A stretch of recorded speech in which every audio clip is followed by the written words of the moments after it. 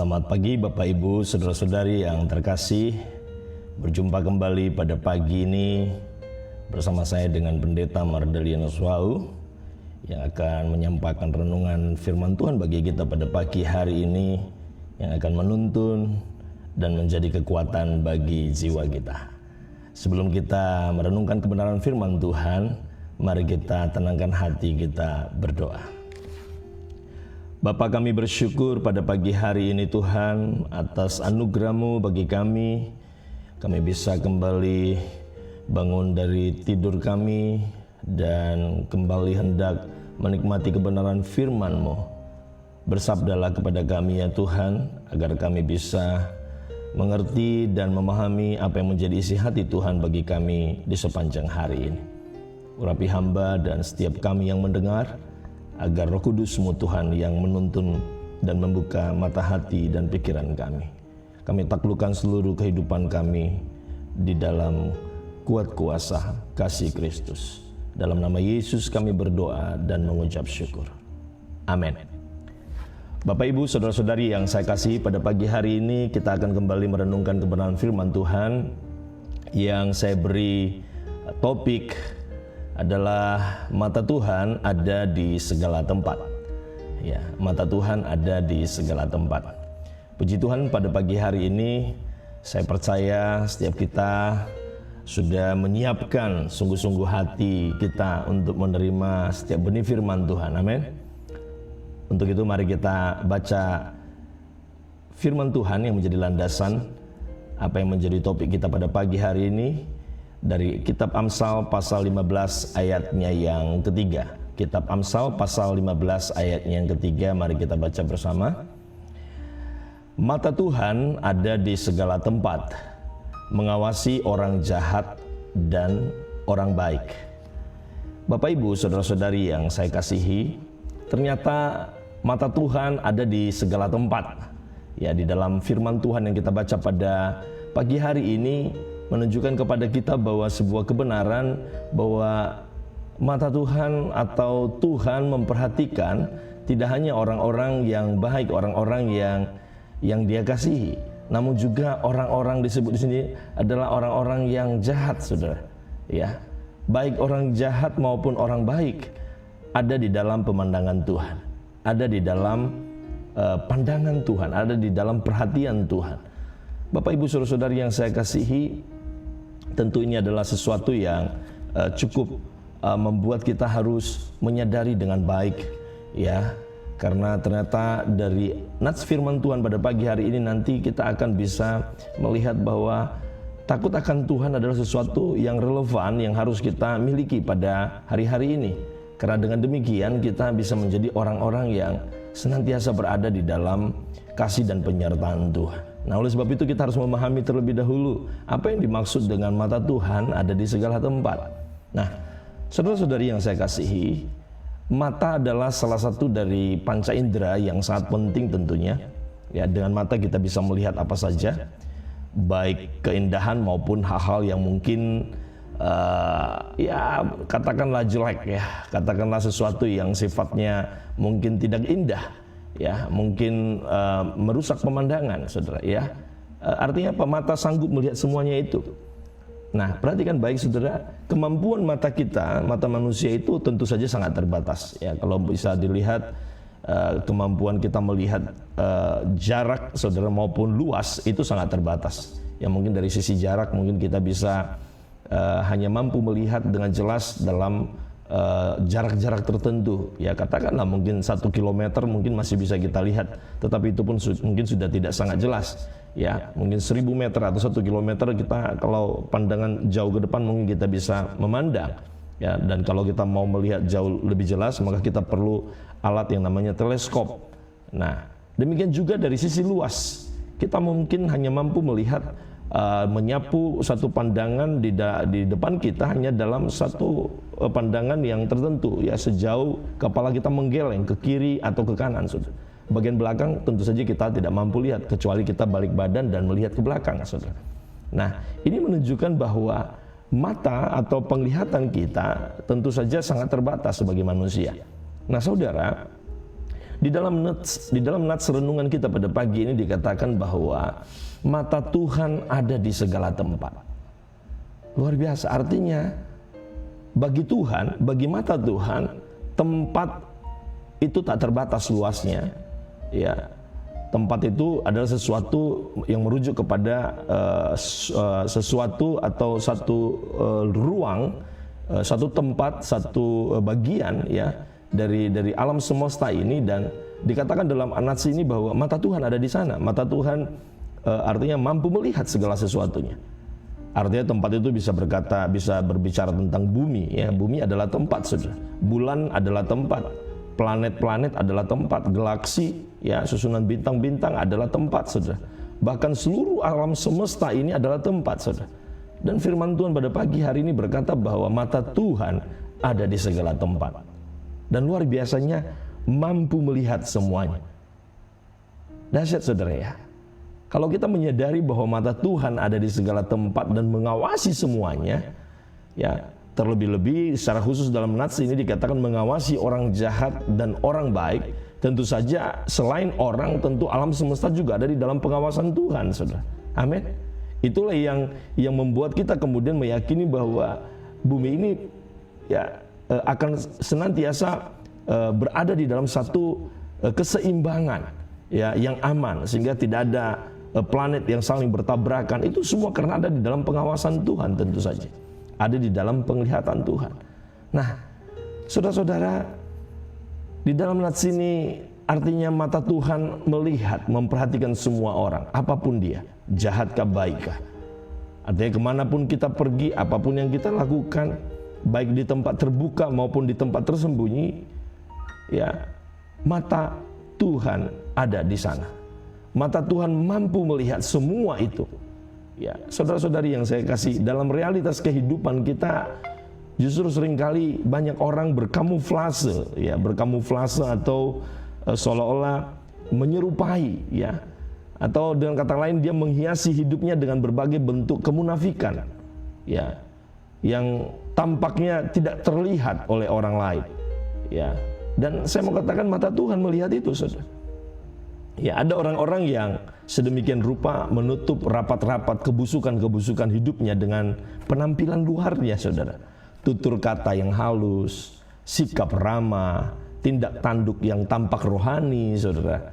Padahal kehidupan yang dijalani, yang bersangkutan sesungguhnya adalah suatu kehidupan gelap yang penuh dengan liku-liku, saudara. Penuh dengan hal-hal yang terselubung, saudara. Itu adalah kamuflase. Sebagian mereka menyembunyikan belangnya sebenarnya, menyembunyikan siapa dirinya sesungguhnya di hadapan manusia dengan berbagai trik, saudara. Namun tanpa disadari sebenarnya, saudara, ada sepasang mata yang tidak pernah berkedip, mengawasi setiap gerak-gerik hidup orang tersebut atau siapapun, mungkin saya dan saudara, tanpa ada yang terlewatkan. Orang-orang seperti ini tentu saja tidak pernah menyesal, ya, orang-orang yang seringkali berkamuflase, seringkali bersembunyi di balik dunia publik, saudara. Ya, tentu saja seringkali mereka tidak pernah menyesal dan tidak pernah merasa berdosa. Bahkan mereka menganggap bahwa seolah-olah Tuhan itu tidak pernah melihat segala apa yang diperbuatnya, sehingga mereka merasa aman-aman saja melakukannya. Mereka tetap tenang saja, seolah-olah tak terjadi apa-apa dan tak pernah berbuat dosa, saudara. Sebagian banyak orang sedemikian rupa, saudara. Tetapi pada pagi hari ini kepada kita dinyatakan bahwa mata Tuhan ada di segala tempat. Ada di segala tempat, mengawasi orang jahat dan orang baik, saudara. Nah, apalah artinya mungkin ketika kita di dalam kehidupan kita, di dalam keseharian kita, sepertinya kita aktif, ya, melakukan hal-hal yang sifatnya rohani, ya, ke gereja, melayani Tuhan, ya, melakukan ini dan itu, ya, tetapi kehidupan di dalam diri kita yang jauh di dalam tidak pernah berubah, saudara. Dan dosa tetap saja kita lakukan dengan sembunyi-sembunyi. Tentu saja itu sia-sia belaka karena ada mata Tuhan yang melihat. Ya, Alkitab menegaskan kepada kita di dalam Matius pasal 7 ayat yang ke-21, saudara. Ya, dikatakan bahwa bukan setiap orang yang berseru kepadaku, Tuhan, Tuhan, akan masuk ke dalam kerajaan sorga.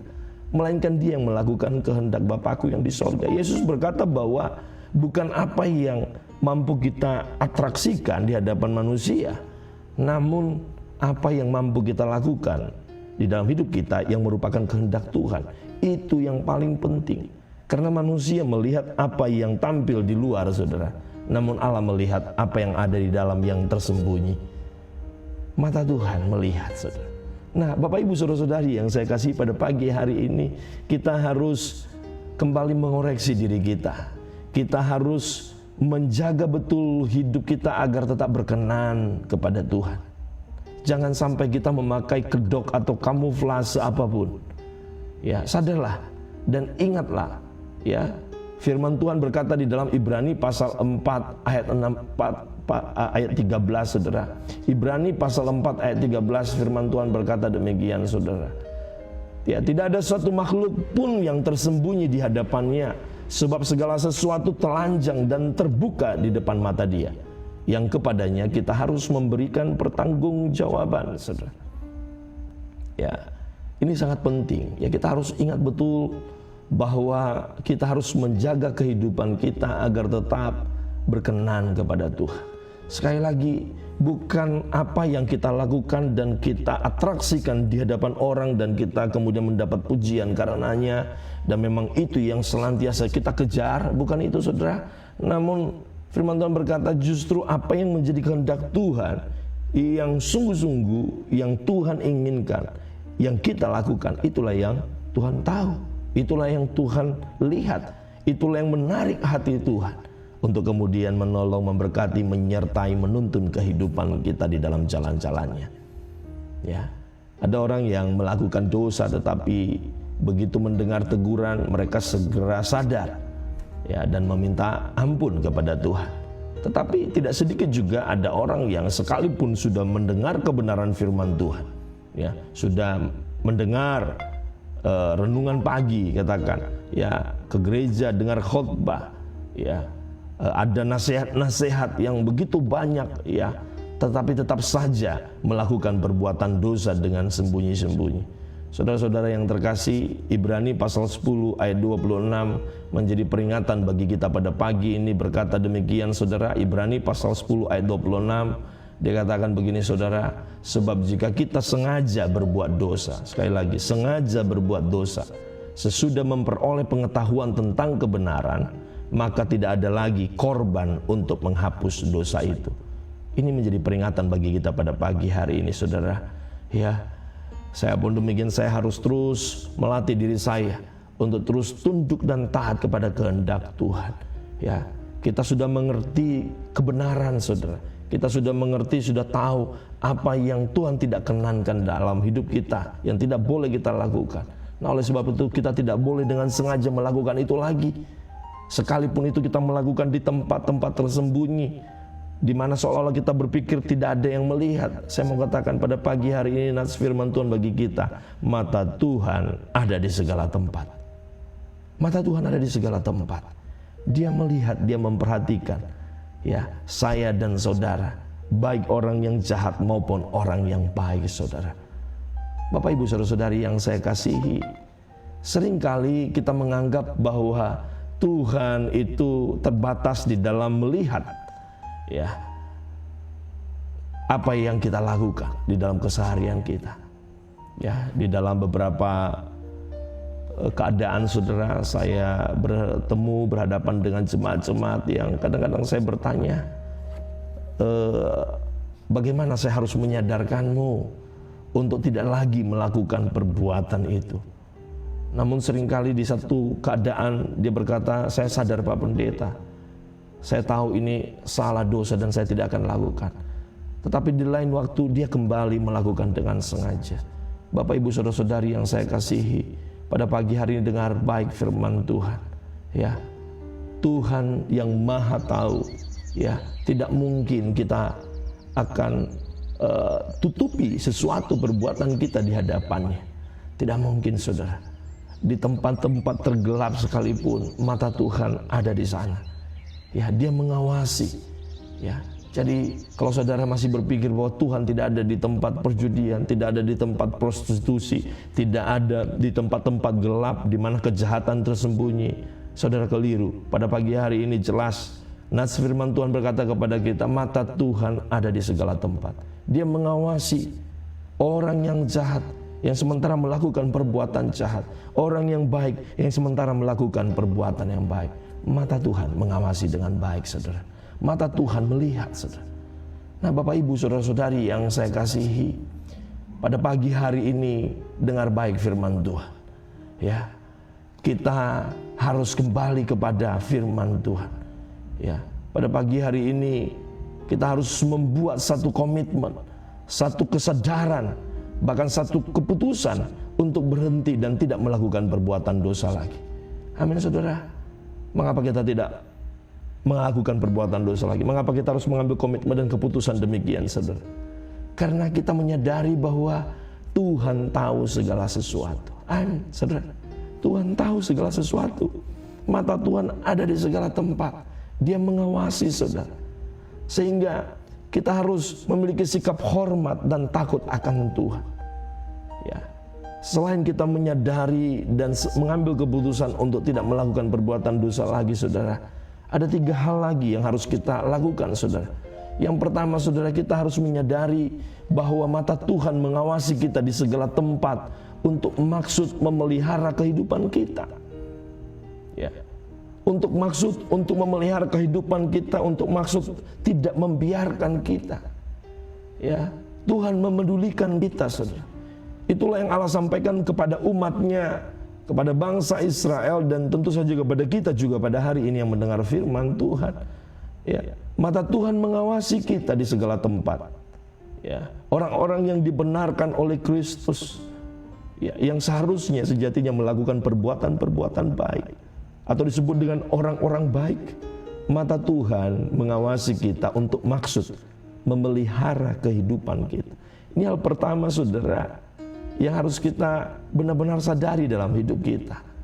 Ya, mata Tuhan mengawasi kita. Itulah yang dikatakan dalam Ulangan pasal 11 ayatnya yang ke-12, ayatnya yang ke-11 dan ayatnya yang ke-12. Mari kita baca, saudara. Di sana dikatakan, tetapi negeri kemana kamu pergi untuk mendudukinya, ialah negeri yang bergunung-gunung dan berlembah-lembah, yang mendapat air sebanyak hujan yang turun dari langit. Ayat ke-12, suatu negeri yang dipelihara oleh Tuhan Allahmu. Mata Tuhan Allahmu tetap mengawasinya dari awal sampai akhir tahun. Luar biasa, saudara. Kepada umat Tuhan ada satu janji pemeliharaan yang begitu dahsyat, bahkan untuk hal-hal yang menjadi kebutuhan dasar umatnya pada waktu itu. Ya, di mana tersedia tempat yang bergunung-gunung dan berlembah-lembah, dan di sana ada mata air, ya, yang diperoleh dari hujan yang turun dari langit. Dan di sini dikatakan mata Tuhan mengawasi itu, ketersediaan air itu Tuhan awasi, mulai dari sejak awal sampai akhir tahun. Artinya apa, saudara? Janji pemeliharaan Tuhan bagi kita, ya dan amin. Amin, saudara. Inilah kebenarannya, saudara. Allah melihat kita, Allah mengawasi kita, ya, dari awal sampai akhir tahun kita, keluar masuk kita. Artinya apa? Tuhan tidak meninggalkan kita. Kalau hari ini kita bisa memasuki bulan September pada tanggal kedua, bukankah itu semua juga adalah pemeliharaan Tuhan? Matanya mengawasi kita, melihat kepada kita. Kalau hari ini kita masih bisa mendapatkan anugerah untuk bisa hidup, itu semua karena janji pemeliharaan Tuhan bagi kita. Jadi hal yang pertama, saudara, mata Tuhan mengawasi kita di segala tempat untuk maksud memelihara kehidupan kita. Nah, hal yang kedua, saudara, yang harus kita sadari betul di dalam kehidupan kita adalah mata Tuhan tertuju kepada orang yang takut kepada Tuhan. Mata Tuhan tertuju kepada orang-orang yang takut kepada Tuhan. Inilah yang dicatat di dalam Mazmur pasal yang ke-33 ayat yang ke-18 sampai ayat yang ke-19. Demikian firman Tuhan, sesungguhnya mata Tuhan tertuju kepada mereka yang takut akan Dia, kepada mereka yang berharap akan kasih setianya, untuk melepaskan jiwa mereka daripada maut dan memelihara hidup mereka pada masa kelaparan. Saudara-saudari yang saya kasih, kita harus memiliki sikap takut akan Tuhan. Amin. Takut berarti kita menghormati Tuhan dan taat kepada firman-Nya. Bukan takut karena nanti dihukum. Sama seperti kalau kita lagi jalan di jalan raya dan kita tidak memakai helm dan kita takut kalau ketemu dengan polisi lalu lintas. Bukan seperti itu yang dimaksud takut di sini, saudara. Tetapi yang dimaksud di sini adalah takut karena kekaguman kita kepada Allah yang Maha Tahu, Allah yang Maha Kuasa. Takut yang lahir dari rasa hormat kepada Tuhan. Sekali lagi, mata Tuhan tertuju kepada orang yang takut kepada Tuhan. Tentu saja dengan tujuan untuk melakukan pemeliharaan di dalam kehidupannya, untuk menolong dia, untuk menuntun langkah-langkah hidupnya, bahkan melepaskan mereka dari jerat maut. Ya, saudara-saudari yang saya kasihi, ini hal yang kedua yang harus kita sadari, saudara. Ya, selain yang pertama, mata Tuhan melihat kita dengan maksud untuk memelihara hidup kita. Yang kedua, mata Tuhan tertuju kepada orang-orang yang takut kepada Tuhan. Dan yang terakhir, saudara, mata Tuhan melihat kepada orang-orang benar yang sedang berdoa. Ya, ini sangat penting, saudara. Seperti apa yang dicatat di dalam Mazmur pasal yang ke-34. Demikian firman Tuhan dikatakan di sana, mata Tuhan tertuju kepada orang-orang benar dan telinganya kepada teriak mereka minta tolong. Wajah Tuhan menentang orang-orang yang berbuat jahat untuk melenyapkan ingatan kepada mereka dari muka bumi. Apabila orang-orang benar itu berseru-seru, perhatikan, apabila orang-orang benar itu berseru-seru, maka Tuhan mendengar dan melepaskan mereka dari segala kesesakan mereka. Wow, luar biasa, saudara. Bahkan di dalam ayat ini dijelaskan bahwa Tuhan hanya akan melihat, ya, doa-doa permohonan yang disampaikan oleh orang-orang yang benar, orang-orang yang telah dibenarkan di dalam Kristus. Puji Tuhan. Siapakah orang-orang yang dibenarkan oleh Kristus? Bukankah oleh iman percaya kita kepada Yesus, menerima Dia sebagai Tuhan dan Juru Selamat, maka kita dibenarkan, kita beroleh kasih karunia daripada Allah, sehingga seluruh apapun yang menjadi, ya, hak yang kita miliki di dalam Kristus kita dapatkan, ya, sebagai anugerah yang Allah berikan di dalam kehidupan kita. Kiranya firman Tuhan pada pagi hari ini terus mengingatkan kepada kita, ya, untuk terus hidup, ya, hidup di dalam perkenanan Tuhan, hidup di dalam takut akan Tuhan, ya, hidup di dalam sikap yang benar di hadapan Tuhan, hidup dengan rasa hormat kepada Tuhan, ya, karena menyadari bahwa mata Tuhan ada di segala tempat. Bapak, Ibu, saudara-saudari yang saya kasih, firman Tuhan pada pagi hari ini biarlah menjadi penuntun dalam kehidupan kita, menjadi terang pelita bagi jalan-jalan kita. Dan biarlah kiranya mata Tuhan senantiasa tertuju kepada setiap kita di sepanjang hari ini dan di sepanjang umur hidup kita. Amin, saudara. Mari kita tundukkan kepala dan kita kembali berdoa mengucap syukur untuk firman Tuhan pada pagi hari ini. Bapa, kami bersyukur kepadamu ya Tuhan. Firman-Mu meneguhkan kami bahwa Engkau tidak pernah melepaskan kami dari pandangan-Mu, Tuhan. Mata-Mu tertuju kepada setiap kami, kepada setiap hati kami, pada setiap kehidupan kami, pada setiap apapun yang kami lakukan hari demi hari di dalam kehidupan kami. Terima kasih Bapa, kami sungguh bersyukur, dan biarlah pada pagi hari ini kami awali dengan takut akan Tuhan. Kami awali dengan penyerahan diri sepenuhnya kepada Engkau ya Tuhan. Berkati kami sekalian Tuhan, apapun yang kami lakukan sepanjang hari, biarlah berkat Tuhan tercurah, pertolongan perkenanan Tuhan di dalam jalan-jalan kemenangan yang sudah Tuhan sediakan bagi kami. Kami akan raih, kami akan nikmati di sepanjang hari ini. Terpuji Engkau, Allah yang Maha Kasih dan Pemurah. Kami bersyukur dan berdoa hanya di dalam nama Yesus Kristus, Tuhan dan Juru Selamat kami yang hidup. Amin. Demikianlah firman Tuhan bagi kita pada pagi hari ini. Kiranya memberkati setiap kita dan selamat beraktivitas. Tuhan Yesus memberkati.